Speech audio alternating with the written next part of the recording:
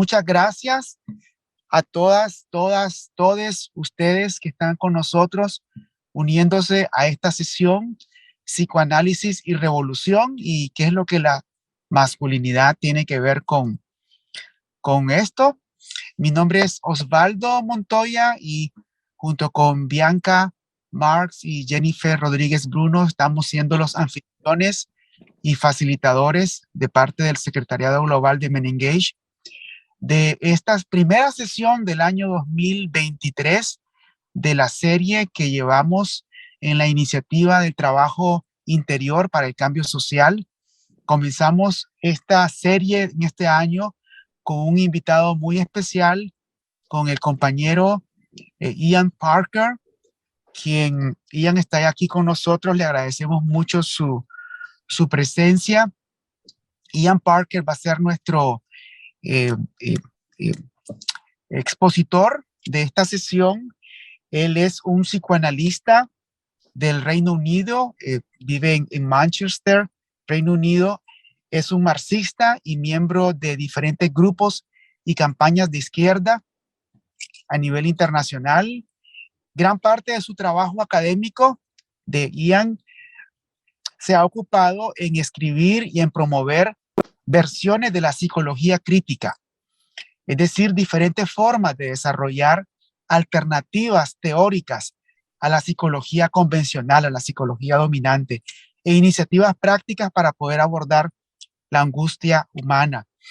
Ian Parker, junto con su colega de México, David Pavón Cuellar, son los coautores de un libro que se llama Psychoanalysis y Revolution, Psicología Crítica para los Movimientos de Liberación, el cual es un manifiesto político, activista. Está escrito para gente como nosotros, digamos, activistas, líderes de diferentes movimientos sociales, donde hacen esa integración realmente entre lo que en el feminismo conocemos como esa intersección en que lo privado, lo personal es político, lo privado y lo público se intersectan ahí.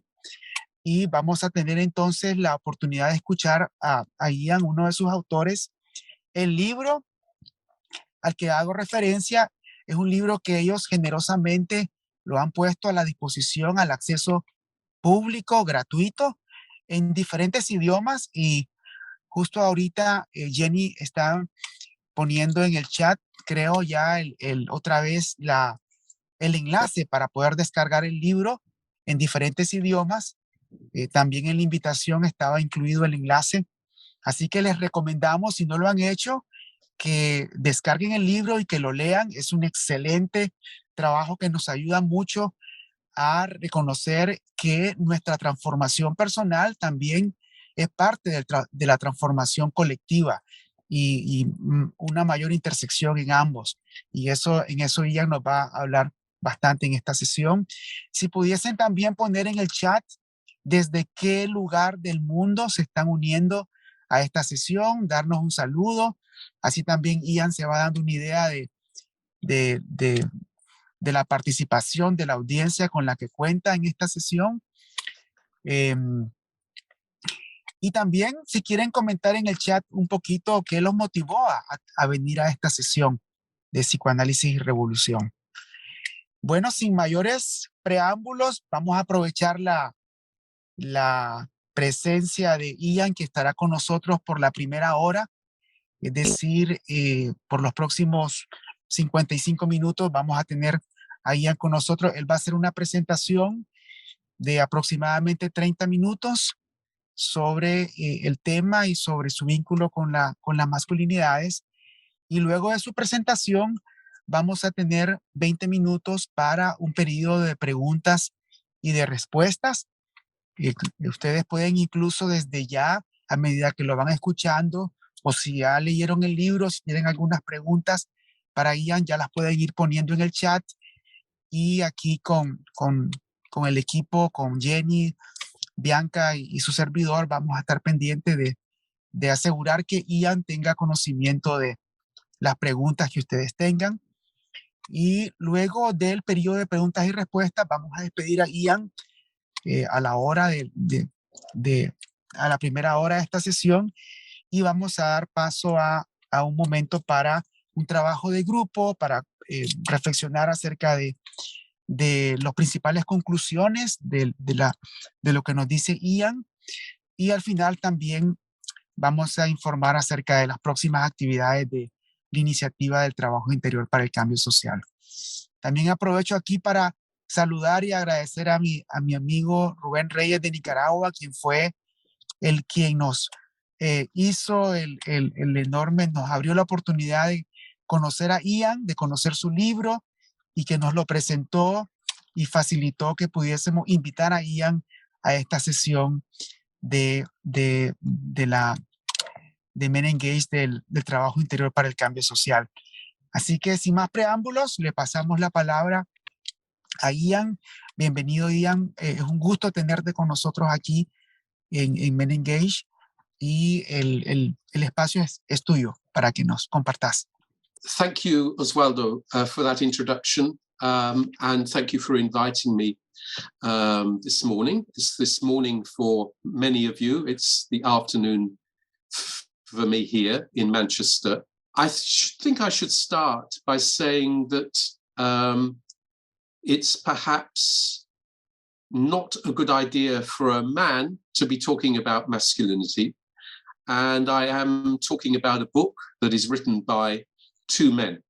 It's part of a long history in psychoanalysis of men talking about sexuality and talking about masculinity and talking about questions of sexuality.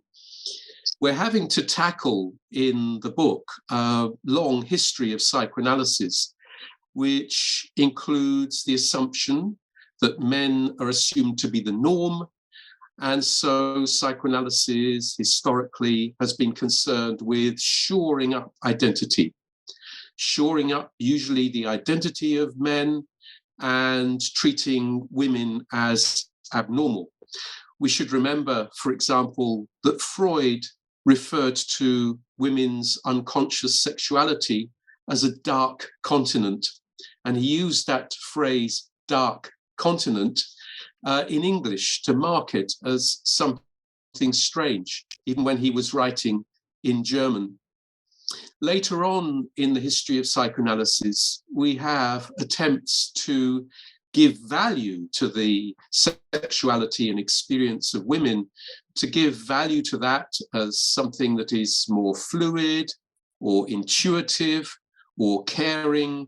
But all of those attempts make assumptions about an underlying binary separation between men and women, of essential underlying differences between masculinity and femininity.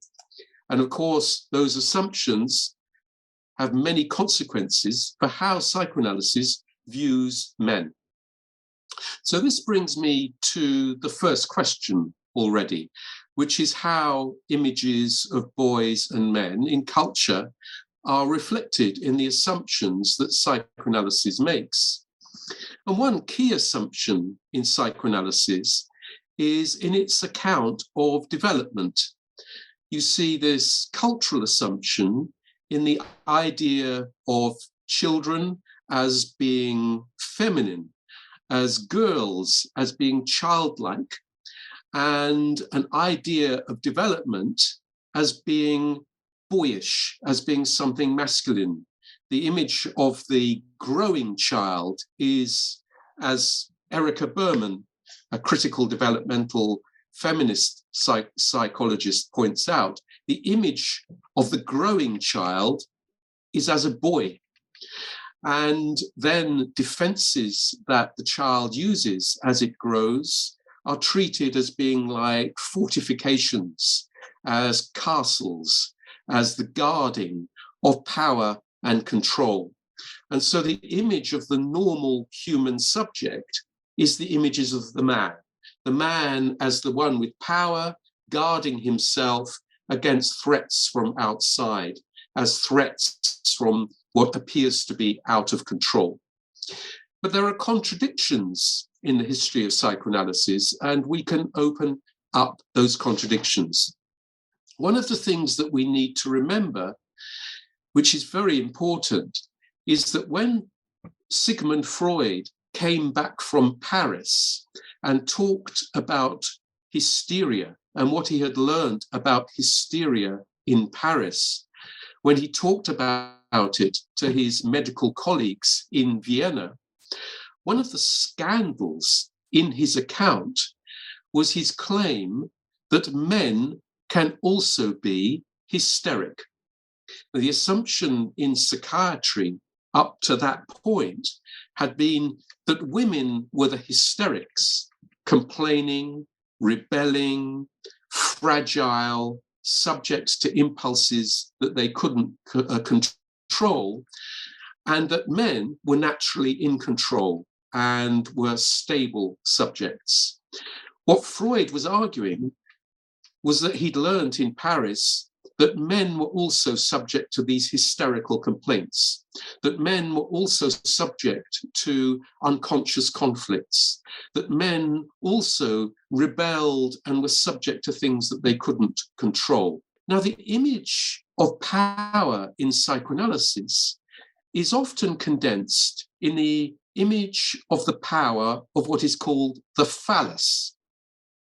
The phallus is so often in psychoanalysis turned into a concrete thing, a thing that we can possess and that men possess. So it's treated as a biological entity, as equivalent to the penis. The phallus in psychoanalysis is treated as something that we all have to obtain, as an image and symbol of power.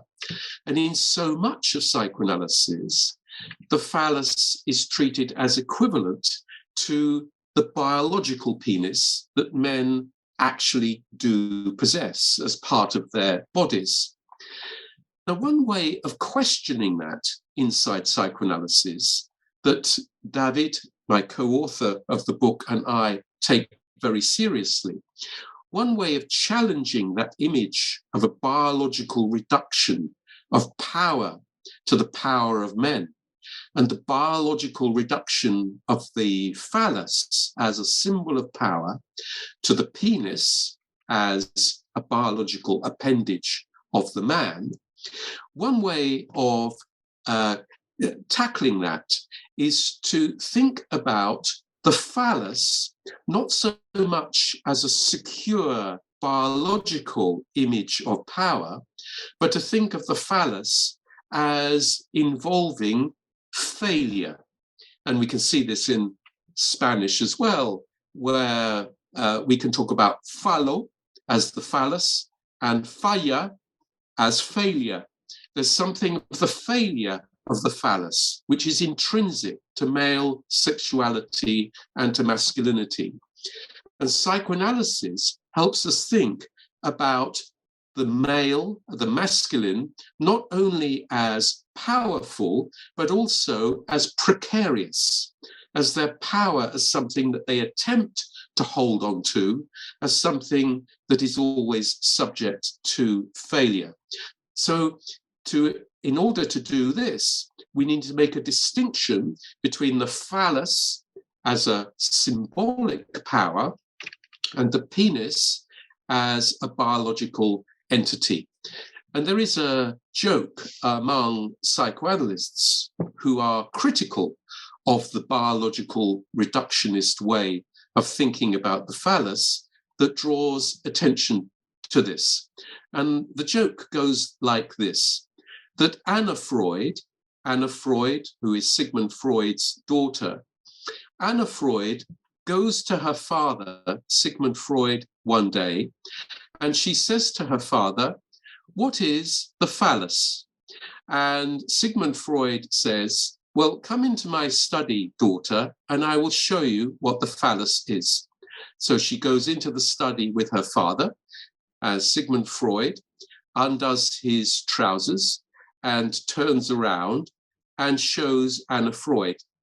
And Anna Freud says, "Ah, I see what it is. It's like a penis, only smaller." So what we need to do is to think about the phallus as something that is a symbolic production, not a biological given. And instead of shoring up the identity of men, and instead of trying to make women as powerful as men, as being like men, another way is to shift the focus from individual power to collective social constructive activity. And that involves deconstructing power, deconstructing identity, and questioning the nature of sex and gender and culture, and taking seriously the challenge that is posed by the political movements in the queer movement and now also in the trans movements that are questioning the distinction between essential underlying masculinity and essential underlying femininity. And this brings me to the second question that I said that I would address today, which is how the attempt to make psychotherapy scientific plays into those kinds of assumptions about masculinity. And I think we need to notice that there's a close link between scientific authority and masculinity, a close link between masculinity and knowledge as a form of knowledge that is to do with prediction and control. And there is a real danger here that if we treat psychoanalysis as being scientific, then we then assume that psychoanalysis must be also to do with prediction and control. And one of the challenges that we make in the book is a challenge to that image of psychoanalysis, because psychoanalysis is very different from the scientific image of prediction and control. If we assume that science is to do with prediction and control, then there is a danger of seeing the psychoanalyst as being a kind of scientist with all that kind of masculine power, which is then attributed to him. And what we really need to do instead is to think about the way that the patient inside psychoanalysis, inside the clinic, attributes the analyst with that power and finds a way to challenge that power and to dissolve it and to challenge the image of power altogether. So instead of seeing psychoanalysis as concerned with predicting behavior and trying to make people conform to a certain kind of correct normal behavior, instead of trying to control things, we open up the possibility of many different ways of being human. And that's what the clinic in psychoanalysis should make possible. There are also institutional processes at work that we need to reflect on. And this brings me to the third question, which is how masculinity expresses itself in the context of work and therapy today. Because alongside the scientific image of psychoanalysis, which is a very problematic image, and we don't see psychoanalysis as a science, we see psychoanalysis as a human practice that is challenging forms of knowledge, all forms of knowledge. We also need to think of the way that that scientific image of psychoanalysis is also constraining psychoanalysis and psychotherapy. That's something that we see in the appeal to evidence and scientific reason and authority in the world of psychotherapy generally. And also in the psychotherapy world, we see this scientific authority, this image of scientific authority, as reinforcing a hierarchy which privileges men.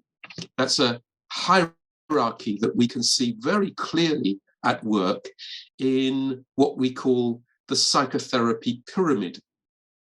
The psychotherapy world tends to operate like a pyramid in which the psychoanalysts are at the top of the pyramid, at the top of the hierarchy, who have the most power and who set the basis for the debates inside the psychotherapy world. Then you have a middle layer where you have the psychotherapists who are carrying out the project of psychotherapy and defining what psychotherapy is. And then at the bottom of the pyramid, you have the counselors and the counseling psychologists. And one thing you need to notice about this pyramid is that it not only reinforces a professional hierarchy, but that professional hierarchy is also a class hierarchy in which the psychoanalysts at the top of the pyramid have to pay for very expensive trainings, have to have wealth and resources to engage in those trainings and maintain their position. The psychotherapists are in the middle layer, and the counselors and counseling psychologists at the bottom are usually people who are doing it for very little pay and engage in cheaper trainings and sometimes in informal trainings. So there's a class character to that pyramid. There's also a racial character to that pyramid. And of course, there's a question of gender and sexuality in that pyramid as well. If you look at the history of psychoanalysis, it tends to be dominated by men. If you go down the pyramid, you find more women in the middle layer, in the psychotherapy layer, and at the bottom of the pyramid, you find many, many, many more women and poor people working at the bottom of the pyramid. Now, there's a paradox here, and there's a paradox of what we can see as a feminization of the professions, a feminization of therapy in which the talking cures and the practice of talking to another about your distress is seen as something feminine. It's seen as something that is being involved in a caring, intuitive practice. But if you look at the professional structure of the pyramid, you often see that despite this feminization in the therapy world, it's still men who are able to take advantage of the power hierarchy and rise to the top of the different organizations. There's also, in this practice of psychotherapy and psychoanalysis, a whole range of stereotypes that come into play in the distinction that is made between different clinical structures, in which obsessionality is treated as stereotypically masculine and hysteria is treated as stereotypically feminine.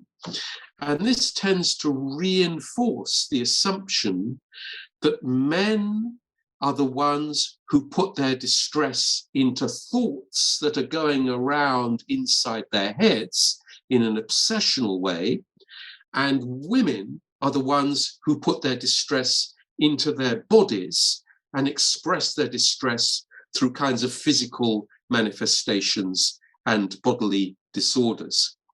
Now, again, we need to remind ourselves, going back to the very earliest history of psychoanalysis, that this is simply not true, that this is a stereotype, and that there are many men who suffer from bodily symptoms and are engaged in hysterical complaint, and it's that hysterical complaint that is the motor of hysteria and challenge, and also a form of rebellion against power.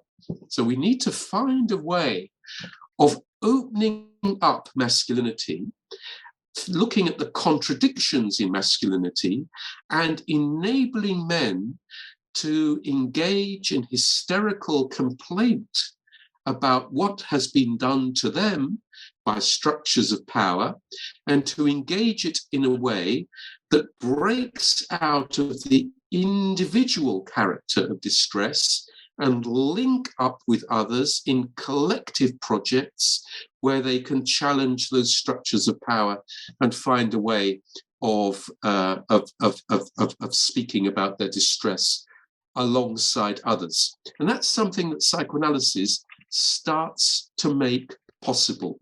So psychoanalysis, in some ways, is very problematic in its history.